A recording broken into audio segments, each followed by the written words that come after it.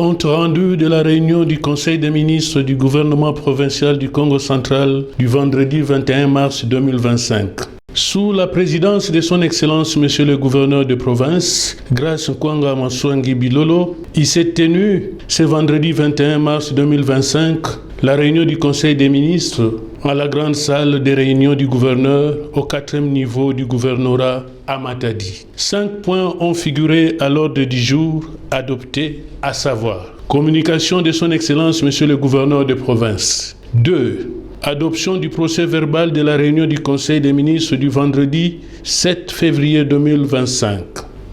3. Examen des textes. Projet d'arrêté provincial portant création, organisation et fonctionnement de la cellule provinciale chargée de l'amélioration du climat des affaires et des investissements dans la province du Congo central. Projet d'arrêté ministériel provincial abrogeant l'arrêté ministériel provincial numéro 001-CAB.min.prov/bud.in/KC 2023 du 2 janvier 2023 portant affectation des agents de la division provinciale du budget près les ministères provinciaux en qualité de vérificateurs budgétaires. 4. Dossier des ministres provinciaux. 1. Ministre provincial du plan, budget, fonction publique, des postes, télécommunications et nouvelles technologies de l'information et numérique.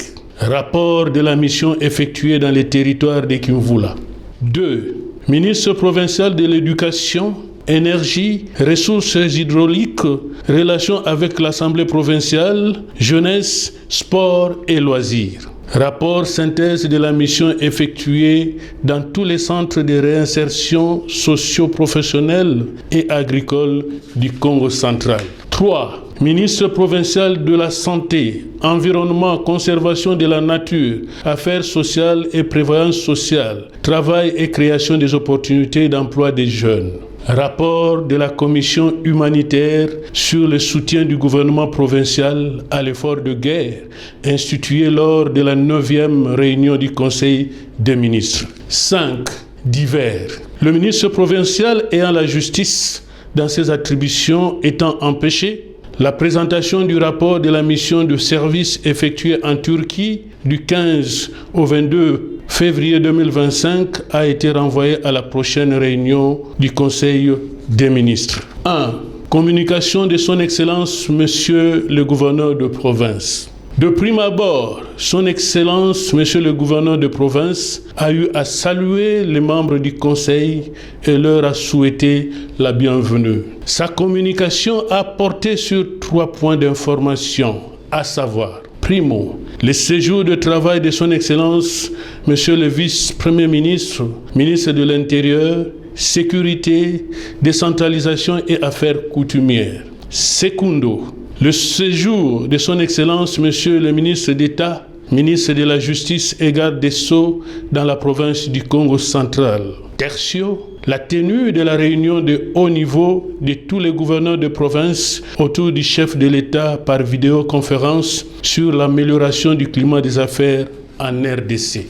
1. Du séjour de travail de son Excellence Monsieur le vice-premier ministre, ministre de l'Intérieur, Sécurité, Décentralisation et Affaires coutumières. Du 10 au 12 mars dernier, son Excellence Monsieur le vice-premier ministre, ministre de l'Intérieur, Sécurité, Décentralisation et Affaires coutumières, a séjourné à Matadi, chef-lieu de la province, dans le cadre d'une formation et sensibilisation des comités provinciaux et locaux de sécurité pour une meilleure prise en charge sécuritaire de la province. À cet effet, tous les administrateurs des territoires, chefs de secteur, avaient effectué les déplacements à Matadi pour suivre la formation qui s'était déroulée du 7 au 11 mars 2025.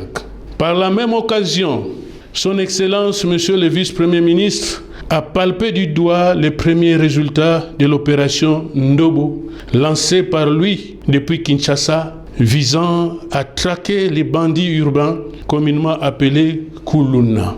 Plus de 70 prévenus ont été appréhendés et présentés à ces derniers par le commissaire provincial de la police nationale congolaise. 2. Du séjour de travail de son Excellence, Monsieur le ministre d'État, ministre de la Justice et garde des Sceaux dans la province du Congo central. Poursuivant sa communication, l'autorité de province a relevé la présence de son Excellence, Monsieur le ministre d'État, ministre de la Justice et garde des Sceaux, qui séjourne dans la province du Congo central depuis le dimanche 16 mars 2025. Le but de son séjour est de se rendre compte de l'état des prisons et de donner suite à l'opération Nobo par l'organisation des audiences foraines. À cet effet, à l'étape de Matadi, il y a eu 66 condamnations, dont 4 condamnés à 20 ans de servitude pénale et 62 à la peine capitale. Un détenu a été acquitté. Pour l'étape de Boma, sur les 22 prévenus présentés, 12 ont été condamnés à 20 ans de servitude pénale, 9 acquittés et 1 mineur mis à la disposition du tribunal pour enfants. 3. De la tenue de la réunion de haut niveau de tous les gouverneurs de province autour du chef de l'État par vidéoconférence sur l'amélioration du climat des affaires en RDC. Pas plus qu'hier, le 20 mars, son Excellence, Monsieur le gouverneur de province, informait les membres du Conseil de sa participation par vidéoconférence à la réunion autour du président de la République, chef de l'État. De manière générale, le chef de l'État a invité chaque gouverneur à œuvrer pour l'amélioration du climat des affaires dans sa province. Clôturant sa communication, l'autorité de province a rappelé le fait que, dans un temps record, la province venait de recevoir tour à tour la Première ministre, le vice-premier ministre, ministre de l'économie, le vice-premier ministre, ministre de la Défense, le vice-premier ministre, ministre de l'Intérieur et son vice, que le ministre d'État, ministre de la Justice et garde des Sceaux, et cela sans incident grâce à Dieu. Cela prouve que la province est très fréquentable. Il a ainsi invité tous à œuvrer davantage pour mieux vendre l'image de la province. 2. Adoption du procès verbal de la réunion du Conseil des ministres du vendredi 7 février 2025. Après lecture faite par le secrétaire général du gouvernement, le procès verbal numéro 009 de la réunion du Conseil des ministres du gouvernement provincial du Congo central du vendredi 7 février 2025 a été adopté à l'unanimité. 3. Examen des projets de textes. 2 projets d'arrêtés provinciaux ont été soumis à l'examen et adoption du Conseil des ministres, à savoir projet d'arrêté provincial portant création, organisation et fonctionnement de la cellule provinciale chargée de l'amélioration du climat des affaires et des investissements dans la province du Congo central. Projet d'arrêté ministériel provincial abrogeant l'arrêté ministériel provincial numéro 001-CAB.min.prov/bud.in/KC 2023 du 2 janvier 2023 portant affectation des agents de la division provinciale du budget près les ministères provinciaux en qualité de vérificateurs budgétaires. Le ministre provincial ayant le plan et budget dans les attributions a présenté l'économie des 10 projets d'arrêté. Concernant le projet d'arrêté provincial portant création, organisation et fonctionnement de la cellule provinciale chargée de l'amélioration du climat des affaires et des investissements dans la province du Congo central, après débat et délibération, il a été adopté à l'unanimité. Quant au projet d'arrêté ministériel provincial abrogeant l'arrêté ministériel provincial numéro 001-CAB.min.prov/bud.in/KC/2023 du 2 janvier 2023 portant affectation des agents de la division provinciale du budget près les ministères provinciaux en qualité de vérificateurs budgétaires, il a été aussi adopté à l'unanimité. 4. Dossier des ministres provinciaux. 1. Ministère provincial du plan, budget, fonction publique, des postes, télécommunications et nouvelles technologies de l'information et numérique. Le ministre provincial ayant le plan dans ses attributions, a présenté au Conseil le rapport de la mission qu'il a effectuée à Kimvula, et ce, en exécution de l'ordre de mission collectif numéro 090-bis-can.gouv-kc-135-2025 du 14 février 2025. L'objet de la mission était de faire un état de lieu sur le manque criant d'eau potable. Suite aux difficultés liées au mauvais état de la route y menant, les missionnaires se sont rencontrés avec l'administrateur de Kimvula, qui était accompagné des chefs de secteur, des Benga et des Lubisi pour une séance de travail. Avant d'épingler la matière faisant l'objet de la mission, la situation sécuritaire et l'état d'avancement des travaux des chantiers du programme de développement local PEDEL 145 territoires était passée en revue. La situation sécuritaire dans ces territoires a été caractérisée particulièrement par des incursions à répétition de la milice Mobondo, précisément dans le secteur de Lula-Lumene. Il est à noter que depuis le renforcement des dispositifs sécuritaires, un apaisement est constaté. Concernant le PEDEL 145 territoires, l'état d'avancement des travaux est mitigé. 2 entreprises exécutent chacune des travaux sur 9 chantiers. Le taux d'exécution est de 98% pour la première et 20% pour la deuxième. À ceci, la province a levé l'option de s'y investir aux fins de booster les travaux en cours, principalement la deuxième entreprise exécutante.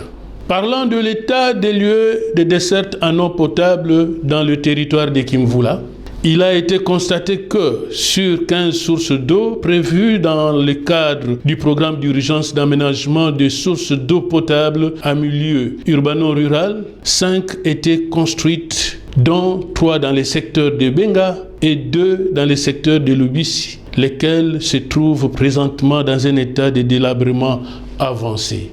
Aussi, sur les 39 forages identifiés, seul celui du chef-lieu reste opérationnel.